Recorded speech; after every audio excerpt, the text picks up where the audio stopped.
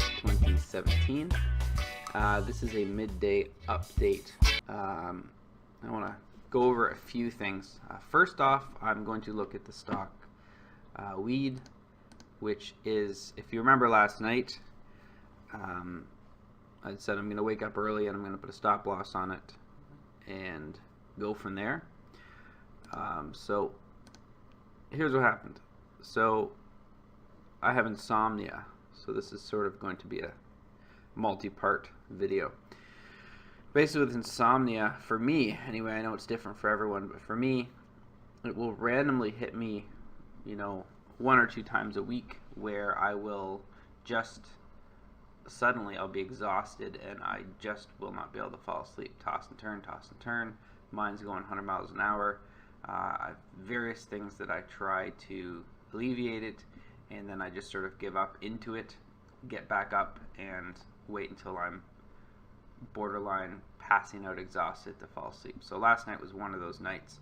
This week has been a week where I haven't had a lot of sleep.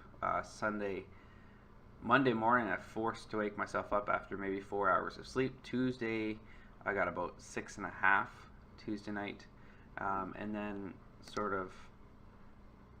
Sunday night I got about 4 hours sleep. Monday night I got about 6.5 hours sleep, and all of yesterday I was very tired. I was sort of slopping through the evening, feeling like, I could fall asleep at any moment. And I think maybe for me specifically, when I get to those points, even if it's 9 p.m., even if it's 10 p.m., I think I should try and go with those. Sometimes I'm worried because if I am too tired, my body will sometimes be an idiot and wake up after just a few hours of sleeping. So I will sort of be so tired I can't keep my eyes open. If I fall asleep at that exact moment, oftentimes 2.5, 3 hours later, sometimes even an hour later, I'll wake up and I just won't be able to fall asleep for like another 6 or 10 hours. So I'm a little bit worried about that at times. However, I think more and more as I get older and my body gets older, I think I need to start sort of listening to my body more, because I definitely have a second wind syndrome that happens somewhere around 1 a.m. or 2 a.m. So anyway, last night, insomnia. I had my alarm set for 8:30. At about 5, I just turned it off because I said there's no way I'm going to be functioning tomorrow if I get 3 hours sleep. And I didn't really think as far as the stock itself, the stock market, so on and so forth. So what happened was weed is having another terrible day. Down almost 5%. I don't have a stop loss on this thing. Came in at 8.70, so now I'm officially 80 cents a share, which is a lot of bucks. So I am going to look at it right now and probably just run away with my tail between my legs, and realizing that falling knife, lesson learned sort of thing. And again, that just to reiterate what I said yesterday about putting a stop loss in there, just that's something that needs to be done and thought about sort of before the trade. So it's not one of those things where you're going to just sort of arbitrarily buy a stock and then figure it out as you go. You certainly should have a exit point and an entry point in mind. And then the other thing I want to talk to you about very briefly, if I can pull it up on screen. Oh, I hit the wrong button. If I can pull it up on screen. I think I just opened my email and the wrong browser, if you can believe it, all at once. I clicked right in between the icon I was trying to get to. There it is.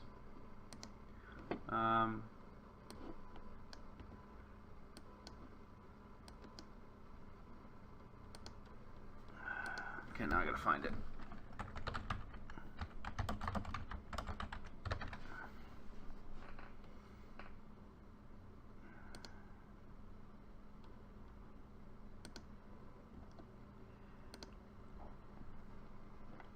So, as I've mentioned in previous videos, I used to be a poker player, and I remember years ago hearing this concept of a threshold of misery. A guy named Mike Caro, who's one of the old school kind of Doyle Brunson poker guys, back in the 70s and the 80s. He used to play in the WooSop, World Series of Poker. He was into sort of the physical tells of people, so being able to tell when someone's weak or strong based on their mannerisms. He's got some cool books out there. Anyway, side story. The threshold of misery is this concept with gamblers specifically where when you hit a certain level of loss, you sort of turn into a zombie in a sense, and you don't get hurt anymore by future loss. So essentially, say I'll read, I don't know how long this article is. I'll read, I guess I can read this entire article and it'll explain it pretty good. So Mike Caro is credited with popularizing the phrase threshold of misery. It refers to a point in losing poker where additional losses no longer cause additional emotional pain. For example, let's say a fairly big daily loss for you is $800, but it usually happens 2 or 3 times a month, and even though it's disappointing, you're pretty much unfazed by it when it happens because you're used to it. And being a winning player, you know you'll recover from it and eventually push your career profits to new heights once again. But one day things to be going particularly bad and you find yourself down $1,200. You foolishly keep playing, and before long you find yourself stuck in amazing $2,100, but you can't seem to make yourself quit playing. You convince yourself that you're a winning player, and every hour you spend playing is making you money. At this point, you've already passed your threshold of misery, meaning any additional losses do not cause any additional emotional pain. All you feel is a terrible numbness. The only thing that matters now is getting that money back. And you don't want to wait for tomorrow, you want it back now. So, anyway, it goes on. But the general concept of this, I think, can really apply to stocks, trading of any capacity, which is this sense of having to lose in stock hurts, but at a point, being down, 3% on a stock versus down 5% versus down 7%, the difference when you get to a certain point, you're already numb and you already realize that you're taking a loss. So it's possible that that difference between, say, losing $1,000 to losing $1,500 or losing $10,000 to $15,000 is not going to emotionally hurt you anymore. And sometimes that emotional hurt is what protects you from taking a small loss and turning it into a monster. So it's something you want to actually have. You want to have that feeling.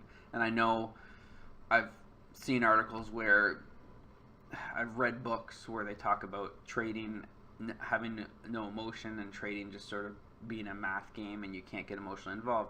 But you have to be able to, at the same time, you don't want to be over emotional and have every trade sitting on there and you're happy on days when you do well and you're sad on days when you don't. You also can't let losses grow because suddenly it doesn't matter anymore and suddenly you're like, oh, it's already, and that's sort of what I started to feel with this particular situation, which is why I thought I'd bring it up. And this situation is, okay, I bought this at $8.71, I believe, so it's down 50 cents, and what's the difference if it goes down 75 cents? Maybe there's a chance it comes up. And an example, I pulled this up because it was in my mind fresh, is BlackBerry from years ago. This is the BlackBerry chart for a 10-year on the TSX. And specifically, this stock was competitive with Apple and Samsung back in the early days. And it was, everyone's heard of a BlackBerry phone. It was being used just as much. I had several BlackBerry phones back in the early days. So this stock was, pushing into the 150s back in 2008, 2009.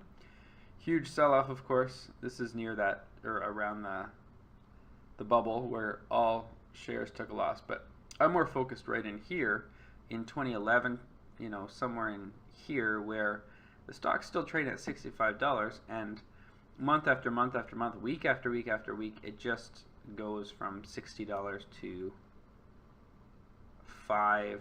So let's look at this in detail. So we have 60 over $65 traded down to, we're going to say $6.50, $5.50. So that's a 95% loss over the course of inside a year, 6 months. I don't even know.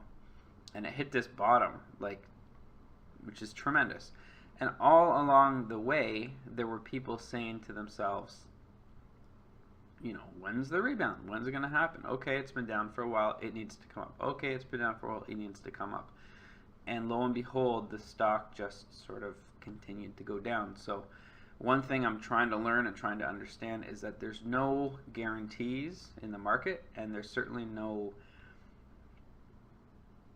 well, I guess there's just no guarantees. Like, just because something should happen doesn't mean it's going to, and that doesn't mean that if you read 10 articles that say in here that, oh my goodness, you know, BlackBerry's a great buy at $20 because it was at 150, therefore all the things point towards it being, nope, it's still got to go down 75% of its value more to get its bottom. And so I think with, you know, again, going back to this marijuana stock, the Canopy Growth, sure, you can say, okay, it's a super great buy at this point because look at how low it is compared to how long it's been. It hasn't been this low in 6 months. That's what I was saying yesterday. It's lower. It just broke lower. Now it hasn't been this low since November of 16, where it just had a brief downswing. Obviously, there's some news in there. But there's no locked-in guarantees for anything, and there's nothing that says that this stock can't go to $7, $6, $5, or any stock for that matter. You know, I mean, there may be some exceptions. You might say, okay, well, I couldn't see Apple going to $10, you know, as a supreme example, and certainly that's likely true.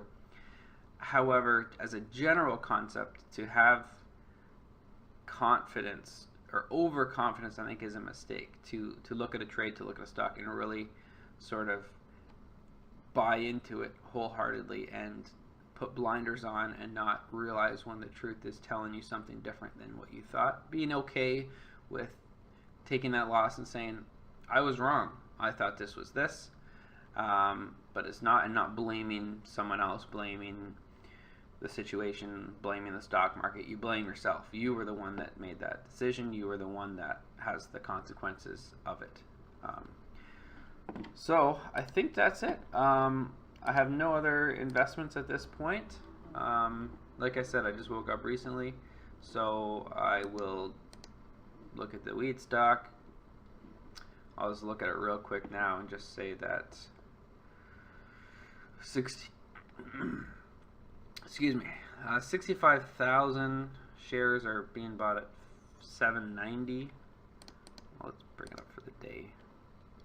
So this threshold is fairly solid, so I might put a stop loss right below there, and if I get out, then I can do some more trading. If not, I might sit in it for another day. If it doesn't go below 790-ish, I might stay in it for another day and then have that stop loss in there for sure. Once I get a stop loss in there, I'm not taking it off, and just take my lumps of learning. I'll call them my lumps of learning. I hope you enjoyed this video. I'll catch you later. Okay, here's a quick update for you. It is 12:52 on May the 10th. Still, I did it again, if you can believe it. It's the second time I've done this. Instead of putting a stop loss, I put a limit order sell, and it immediately filled. So I went to put a stop loss at 782 on the weed stock, which I looked at the chart, and 782, it looked like a few cents below all of this support. So you have a 50,000 buy, a 70,000 buy. So my thought was, if it broke through there, then see ya, I'm out of here. But it became a limit sell at and filled at 782. So I'm out of the weed stock at 782. So I have an official exit point, which is something that I'm trying to bring up right now, which is 782 right here, 3,600 down. So sorry, I keep saying sorry, 791, which was my exit point. So I have no idea whether that's the worst mistake ever or the best mistake ever. If I just analyze the market, it's probably a bad mistake just because this support at 790 is strong, but there was big support earlier on, so I can't be confident about that. But my spidey sense is telling me that I probably I'm gonna sort of kick myself for that one again. However, that's life. It's my mistake. I need to learn how to triple check every order I put in. So at least now I'm free of the weed stock, and I can look onto some other things. And so I've decided I put three buys in. BBD, which is Bombardier. Let me get this on the screen. Looks a little there.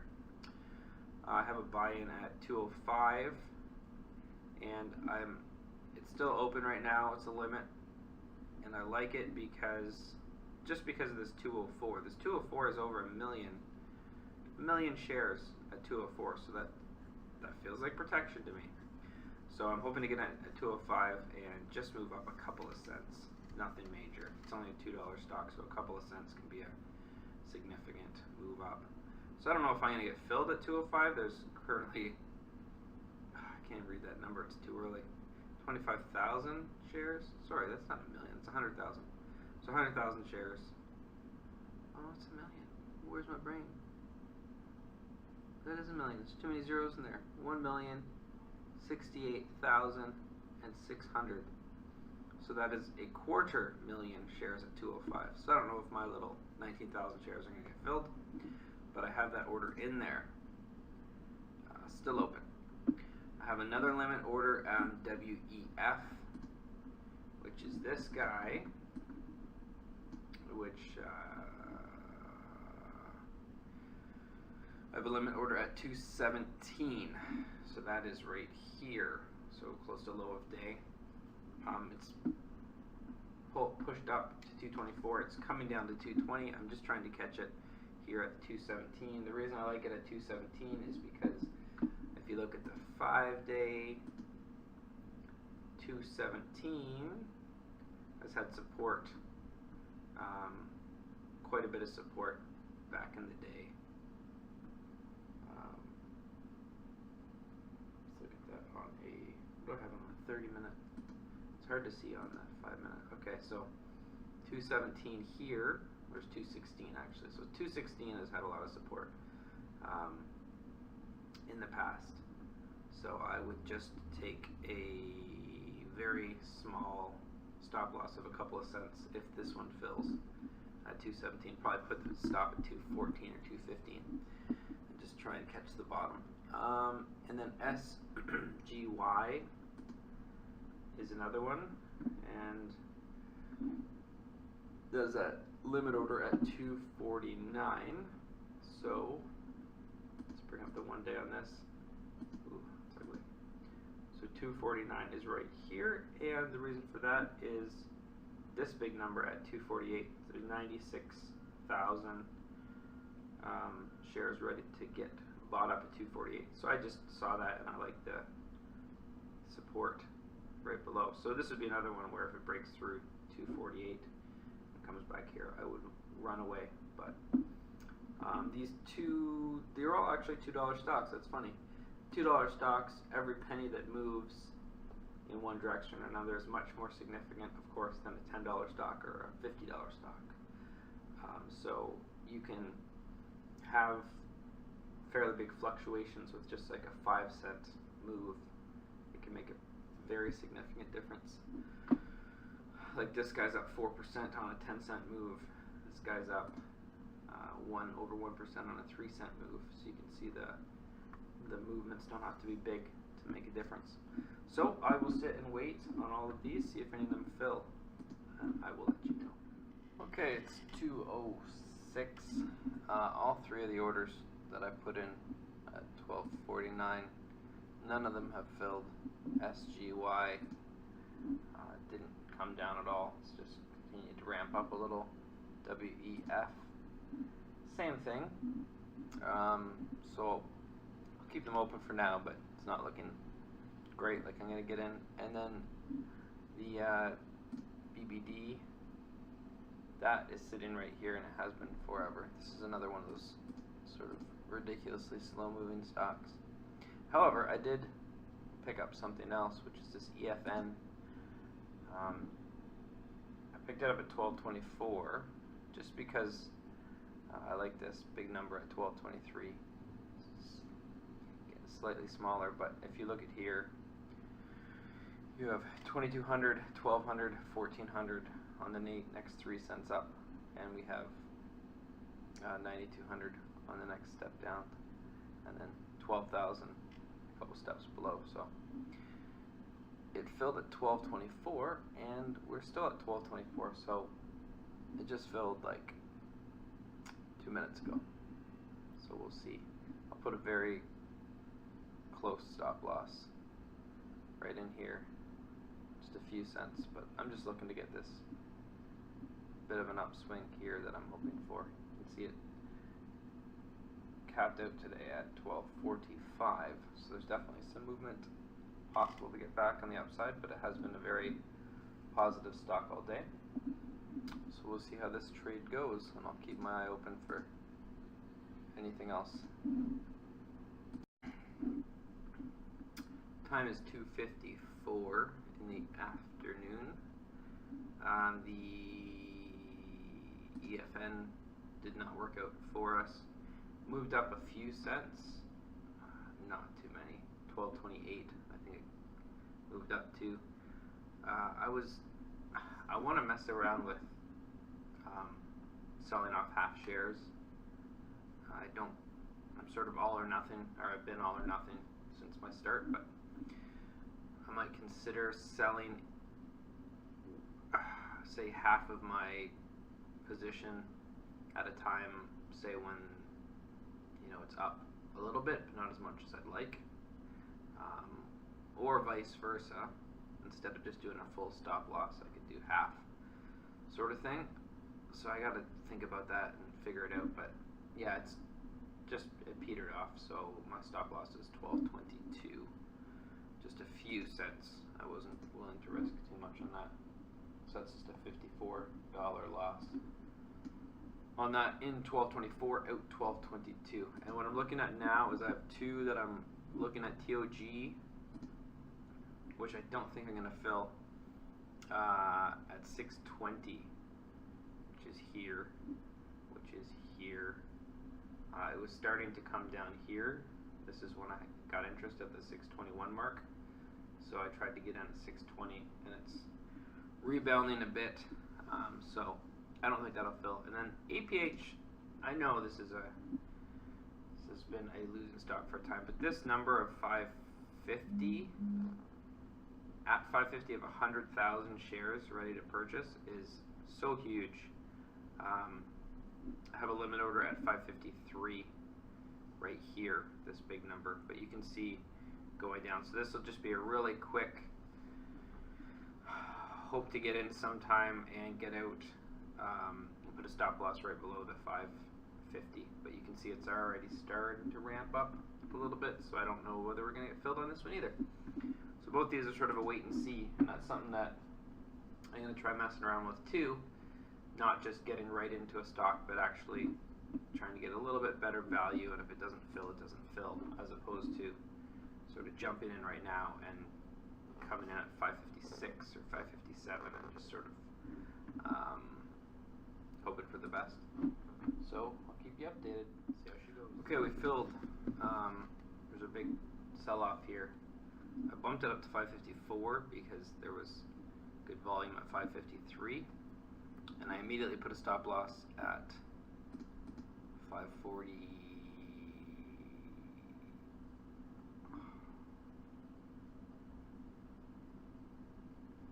Oh, I'm such an idiot. I just put a fill in again. It's the third time I've done that. Okay, I'm going to change my settings so I can't do that again. Bought at 554, sold at 553 by accident once again.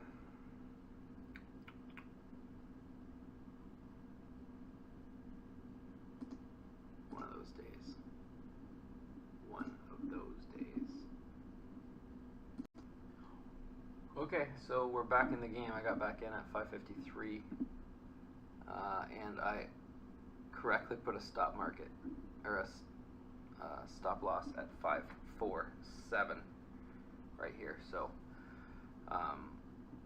again, this 550 is just exciting to me. However, it is 320, and I'm not even sure it's going to move much more today, but some volume pickup over the last half an hour or so. So we will see, but I'll sit on this.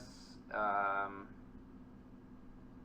numbers are not too big going up, so it has dropped to 550, but I really think that these numbers will protect it from the downside. We'll just see if it moves at all today anymore. Stay tuned. 336. This stock is still sitting patiently. The good news is there's been a lot of movement on the bid size. The bid side in larger numbers, so you can see 553 is 20,000, 52 is 23,000, and then 51, 12,000, and 50 is still over 100,000. So the chances of this going down, well, not impossible. You'd have to sell, you know, over $500,000, $600,000 worth of shares to get through that wall. And you can see the upside is fairly slender, which doesn't necessarily mean it's going to go up. But if there is some interest in it, it certainly won't take long to get through all the way up to 560, which is a bigger number. And then, of course, you got 564, 565. So, been very flat. Volume has been fairly low.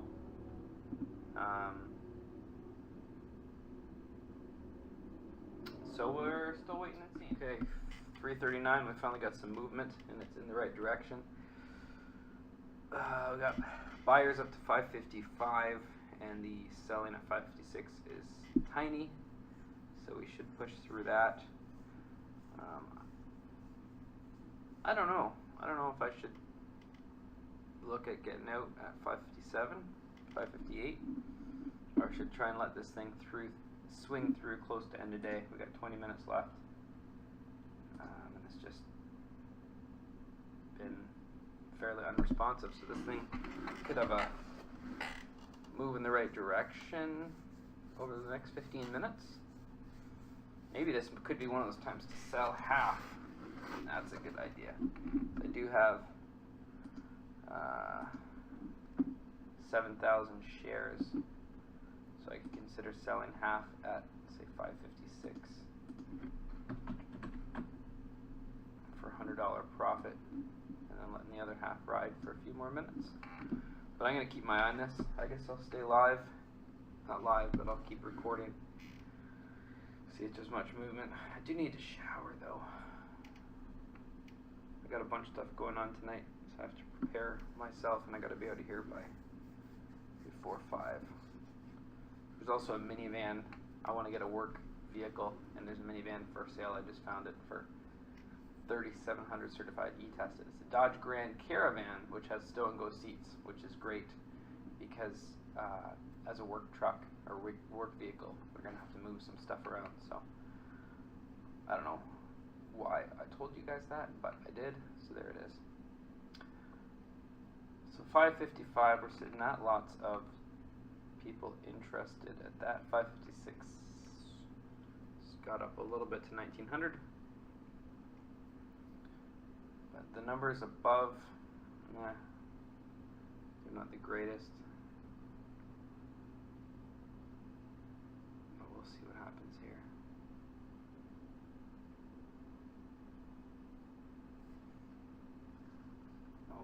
Some sellers at 555. This is EFN. That's just going, eh? EFN.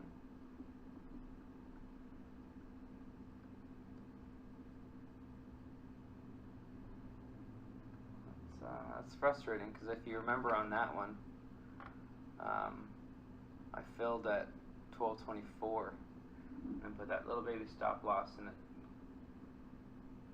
settled at 12.20, and now she's ramping back up to close to high a day. That's annoying. I wish I didn't see that. Let's delete that so I can run away from it. APH. So, yeah, we got more volume at 555 now, which is kind of shady. So we got a tiny push up, and now we're settling down again. The market's up 0.5%. Oh yeah, to go to that weed. Uh-oh, got a gap now. Feed into 553. The weed accidental sell-off was actually not terrible because it continued to tank. See, weed's got a big 775 that's keeping it, but then look at that 780 is huge as well.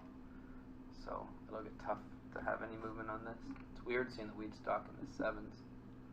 That's the first I've ever seen since I started watching. Well, I mean, I bought some of it a couple of years back when it was in the 2s, but I'm saying recently.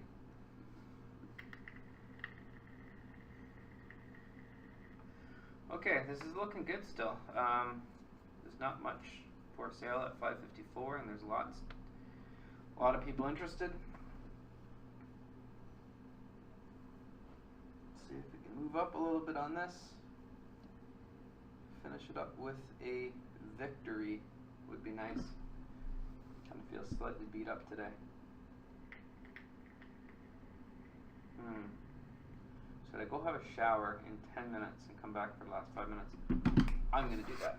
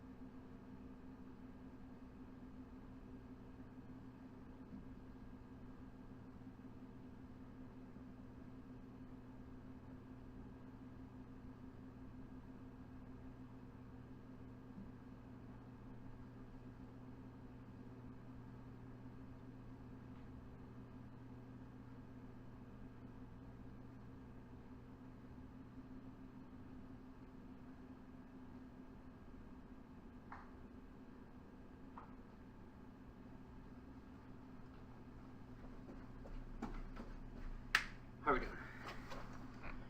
Oh, that's good. 5:55. Whew, that was the fastest shower I think I've ever had. I didn't wash my hair, just my body. Whew, out of breath from a shower. That's hilarious. Okay, so 5:55, and again, nothing much at 5:56. We can go up. I believe in you. I believe. Alright, let's sell 3,000. Try to at 5:56. See what happens there. I'll go in there. Okay. Let's see if we fill that. That'd be 2 cents up. 2 cents up.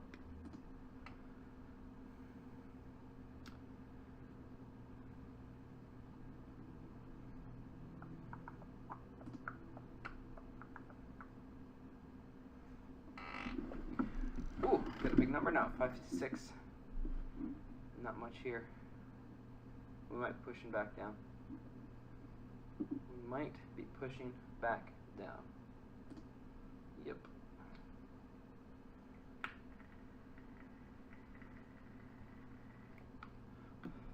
we have a spike up here? Did we go to 5:59 while I was away? A big up volume? That's interesting. Yeah, I should have put on a limit sell at 5:56 for my shower.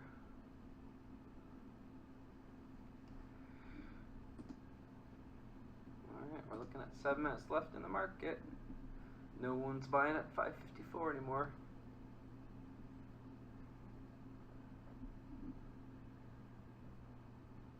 Yeah, we went up to 5:58 in the last 5 minutes. During my shower, 5:59. Huh. So it happens. That's what happens.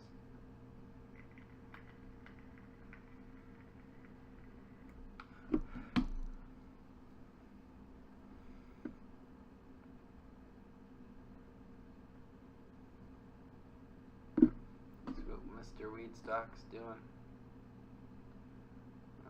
Might be pushing up a little bit, but this is just that it's trying to break through that 780, which is a big number. Not sure if it'll ever do that. Come on, baby. Obviously, we're not filling the 5:56 right now because there's this 5:55 to get through first, and the gap.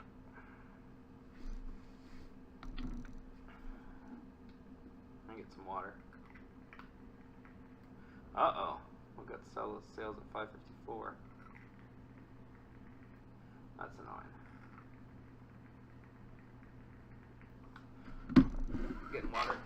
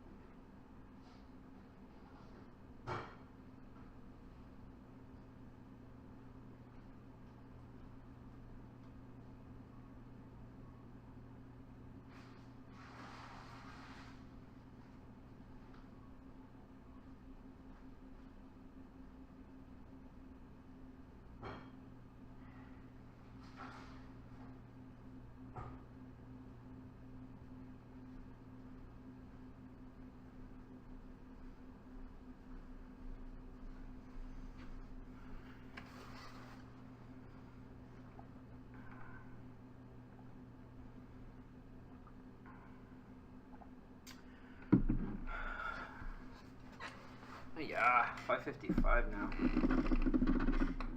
Well, there's movement because it's the end of day.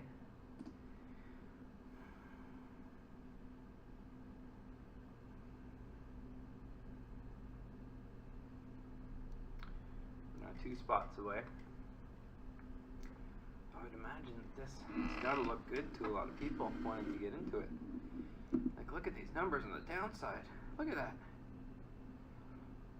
Excuse me, look at those numbers. They're so big and juicy. Alright, Let's go. Let's go. Let's keep on filling.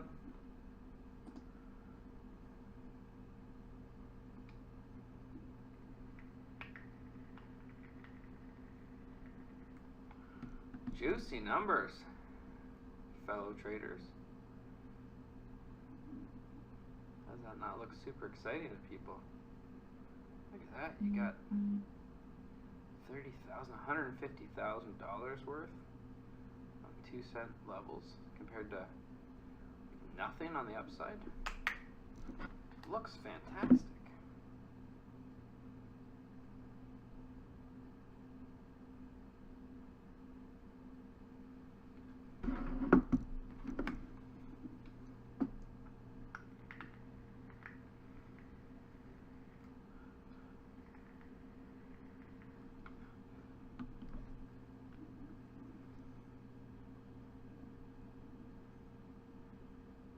Break on through, guys. There's only 3 minutes left.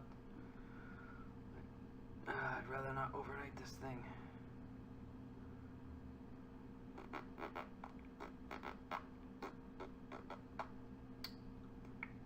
Love to get the half of it filled at 56 and then just sit on the last half. Okay, 554 is now over 10,000, so we've got to see some up movement here. Possible not to, right? But we got 2 minutes left in the market. Let's go. Look at that, 13,000. Come on. We're gonna get that push through. Look at 15,000. We gotta get that push through. Come on. That number's dying. So we're jumping into our number that we like. Let's go. 2 minutes left. There we go. We're in the 56 now. So we should start to fill pretty soon, hopefully. 56 grew. That's not ideal. Come on, let's fill this.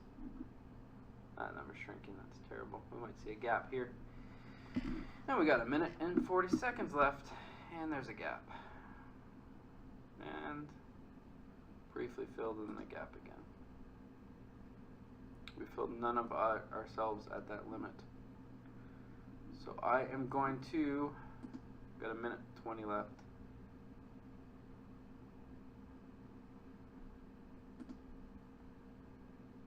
Just continuously refreshing the 556 cell.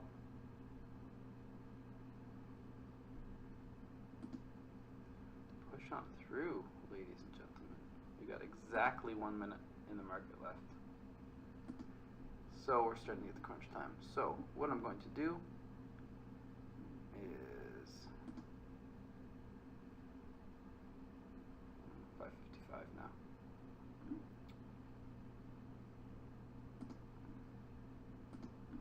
APH. Looks like 554 is breaking down. That's, I got the full sale at the market. With my finger on the trigger, we got 25 seconds left. Ugh, this is less than ideal. 20 seconds. We're taking it at a loss, gentlemen and ladies. 15 seconds. I'm out.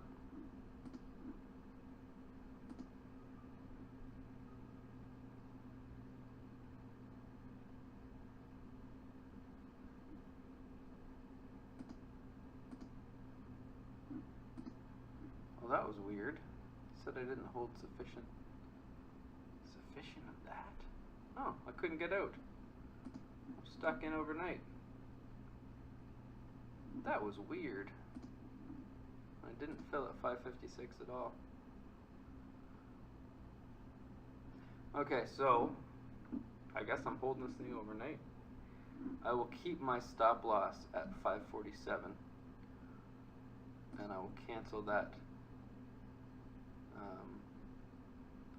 the limit sell at 556, and then I'll just wake up first thing in the morning and hopefully I didn't get filled on my stop market. Oh, that was very weird. I went to click the sell and I was going to get out at 553 for a 1 cent loss, but looks like I'm holding over till tomorrow. Cross your fingers. See you tomorrow.